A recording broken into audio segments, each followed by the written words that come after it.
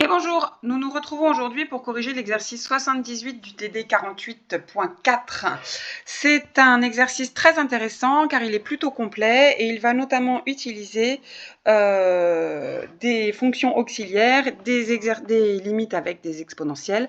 C'est toujours bon de les travailler. Alors, comme son nom l'indique, on va utiliser ici une fonction auxiliaire. Une fonction auxiliaire, tout comme les suites auxiliaires que nous avions vues, va permettre d'utiliser ces résultats dans une autre partie. D'accord? Donc, on va regarder cette fonction g.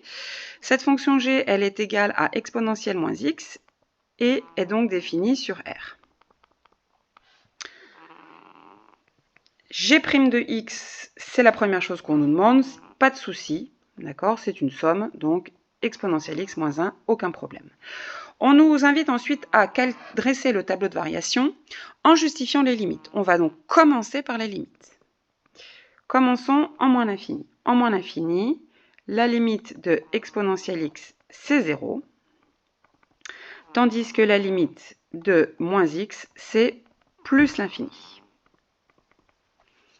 Moins l'infini, pardon. Par somme, nous allons donc avoir que la limite de g de x en moins l'infini est égale à plus l'infini. Première chose. Deuxième chose, en plus l'infini, si on prend la limite du premier terme qui est plus l'infini et la limite du deuxième terme moins x, qui est moins l'infini, on se retrouve avec une forme indéterminée. On va donc devoir lever cette forme indéterminée. La plupart du temps, pour lever les formes indéterminées avec les exponentielles, on va utiliser les règles de croissance comparée. Or, je sais quoi? Je sais que en plus l'infini, la limite de exponentielle x sur x, elle vaut plus l'infini. Je vais donc essayer de faire en sorte de me ramener à ce genre de limite-là.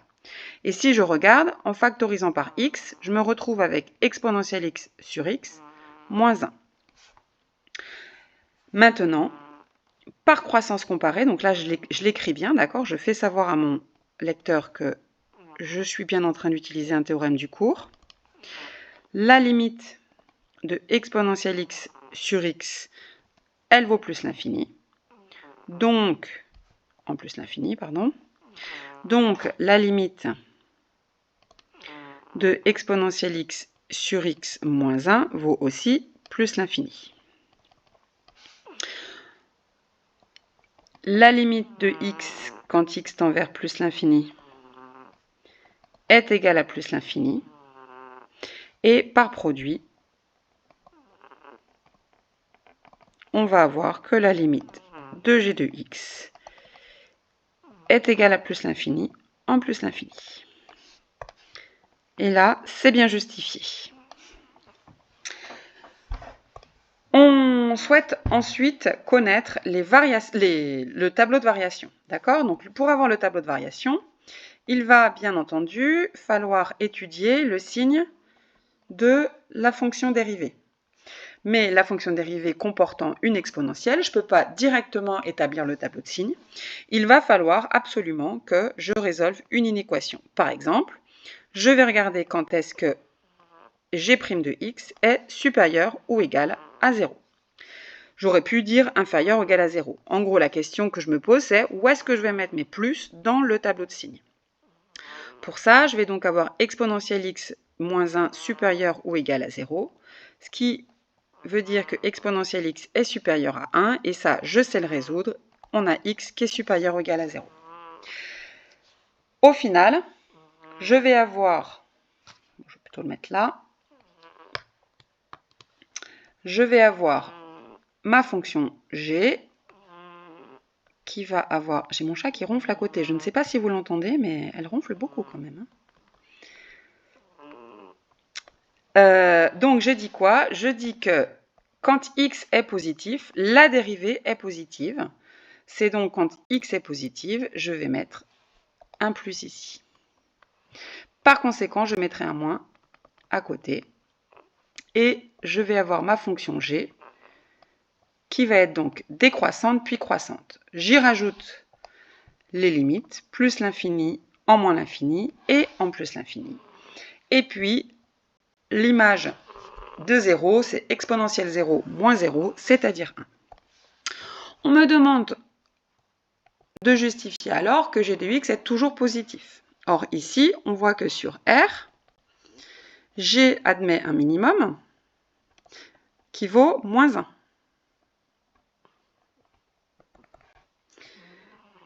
Le minimum, qui vaut 1, pardon, qui vaut 1, d'accord? C'est dû à ça. Il est atteint pour x égale à 0, mais ça, je n'ai pas...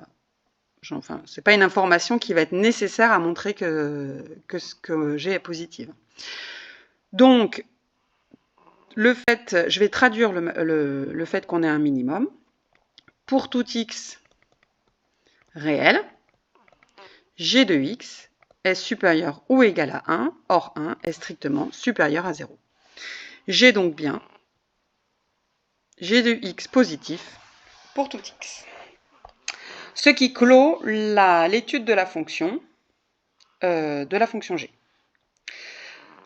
On va maintenant s'intéresser à la fonction qui nous intéresse à la base dans cet exercice.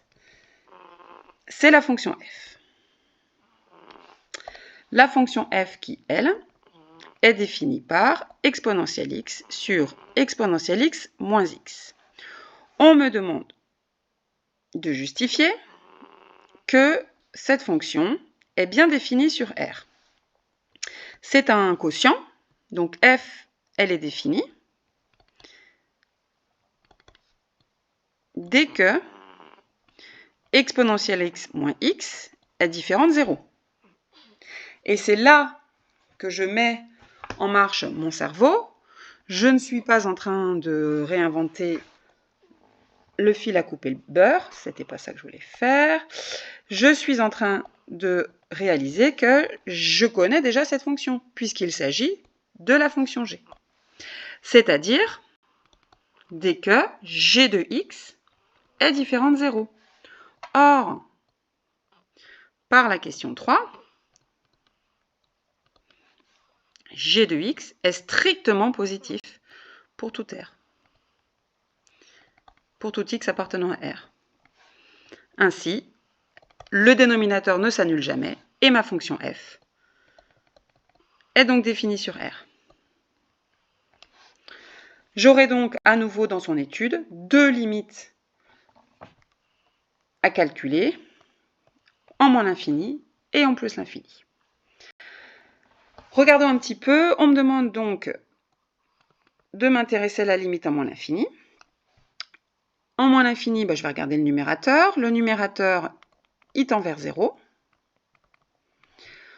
En moins l'infini, je vais retirer à 0 moins l'infini, moins l'infini, donc ça va me faire plus l'infini. Et ça, faites attention, ceci, par quotient, n'est pas une forme indéterminée. C'est une forme indéterminée 0 fois plus l'infini par produit, mais par quotient, ça ne l'est pas. Pourquoi? Parce que mon numérateur, il va emmener tout le monde vers 0, et mon dénominateur étant lui-même immense, il emmène aussi les gens vers 0. En fait, ça, c'est quelque chose qui tend extrêmement rapidement vers 0.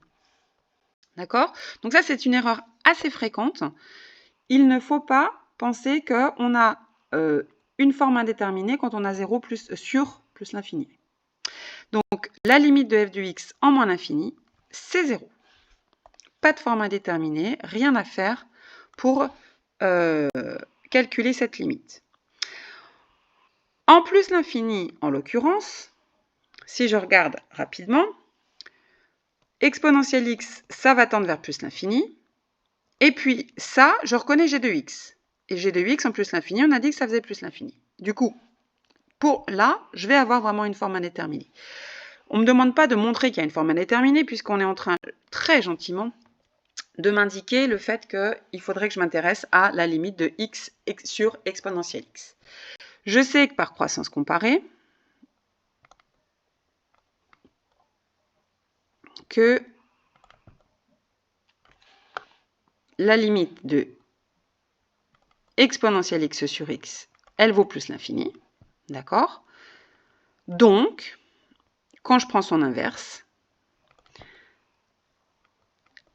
ça va tendre vers 0. Maintenant, f de x, il va falloir que j'en modifie un petit peu la structure. Je vais faire comme tout à l'heure, c'est-à-dire que mon but, ça va être d'utiliser l'indication, c'est-à-dire faire apparaître x sur exponentielle x. Et ceci va être le cas dès que je vais factoriser le dénominateur par exponentielle x. On va simplifier les exponentielles x et ainsi, qui ne sont pas nulles, hein, donc j'ai pas de problème, f est égal à 1 sur 1 moins x exponentielle x. La limite du dénominateur, 1 moins x sur exponentielle x, est donc égale à 1, puisque x sur exponentielle x, je l'ai dit juste avant, ça tendait vers 0. Donc, par inverse,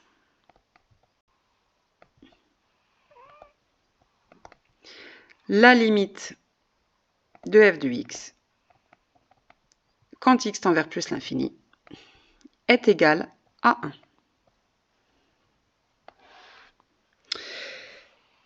J'en déduis de ces deux choses-là qu'on a la présence d'une asymptote horizontale d'équation y égale à 0, mais aussi une asymptote verticale, je dis n'importe quoi, pardon, horizontale, en plus l'infini. Alors, il y en a une qui ouh là là, je ne sais plus écrire, c'est dommage. Horizontale en plus l'infini d'équation y égale à 1. J'ai donc deux asymptotes en fait, horizontales, une en 0, une qui vaut y égale à 0 et une d'équation y égale à moins 1, l'une en moins l'infini et l'autre en plus l'infini. Donc là, je viens de faire la question 4 rapidement. Question 5, on me demande de dériver. Bon, c'est un produit. Donc, dérivée de exponentielle x, c'est exponentielle x, facteur fois v, moins dérivée u fois v', exponentielle x moins 1. Le tout fois exponentielle x moins x au carré. Je vais factoriser par exponentielle x. J'ai donc exponentielle x moins x plus 1. Je fais hyper attention au fait qu'il y a un moins devant une parenthèse ici, fois exponentielle x carré. Et j'ai bien ce qu'on me propose, exponentielle x facteur de 1 moins x fois exponentielle x moins x au carré. Ça, c'est du signe de 1 moins x. Et je me retrouve alors avec une dérivée qui s'annule en 1. 1 moins x est d'abord positive, puis négative. Et donc ma fonction f est d'abord croissante, puis décroissante. En moins l'infini, elle tendra vers 0. En plus l'infini, elle tendra vers 1. Et elle admettra un maximum en 1. Et le maximum vaudra e sur e moins 1. Au final, si vous prenez votre calculatrice, vous allez avoir quelque chose de ce type-là. Hop, je me dépêche parce que sinon, on a une asymptote horizontale en plus l'infini en 0, une asymptote horizontale en 1 en plus l'infini. Notre maximum, il va être atteint pour x qui vaut 1, et il vaudra environ 1,6, je crois, quelque chose comme ça, peu importe. Et notre courbe, elle va finalement avoir cette tête-là, je crois qu'elle passe par là, et elle va se rapprocher au fur et à mesure de ceci. On a bien deux courbes ici, deux asymptotes différentes, en plus et en moins l'infini. Et voilà!